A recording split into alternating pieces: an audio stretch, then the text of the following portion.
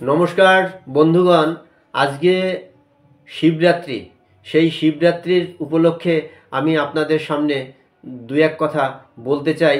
আজকে যে শিবরাত্রির মাহাত্ম্য, সেইটা আমাদের ভারতবর্ষে অনেক অনেক নারীরা ব্রত রাখেন, অনেক অনেক পুরুষেরাও ব্রত রাখেন।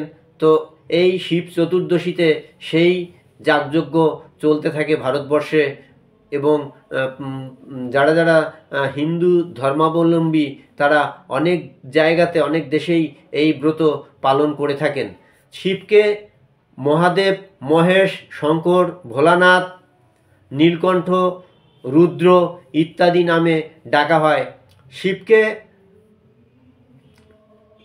পরম ব্রহ্ম, পরমাত্মা, ঈশ্বর, দেব, তিন মূর্তি বলা হয়। শৈব ধর্মে শিবকে ঈশ্বর বলা হয়।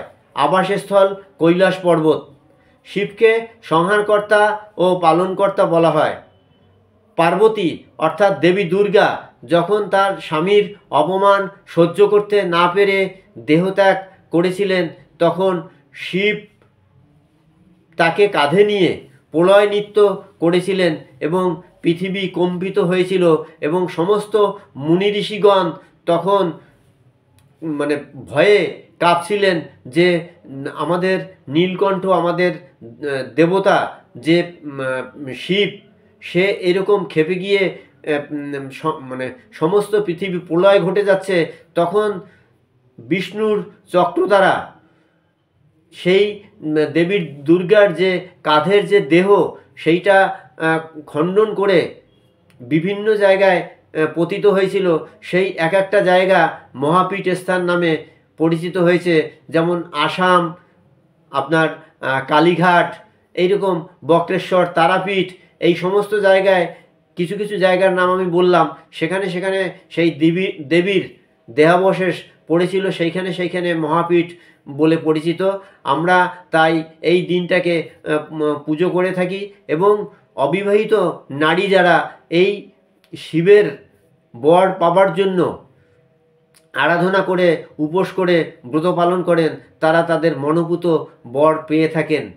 এই দিনটাকে তাই স্মরণীয় করবার জন্য আজকে যে অনুষ্ঠান যজ্ঞাদি চলবে, সেটা আমরা সবাই কিন্তু মিলিত হব এবং আমরা অশেষ অশেষ কৃপা পাব, এইটা আশা করে আজকে আমার এই কথা আপনাদের মধ্যে ছড়িয়ে দিতে চাই।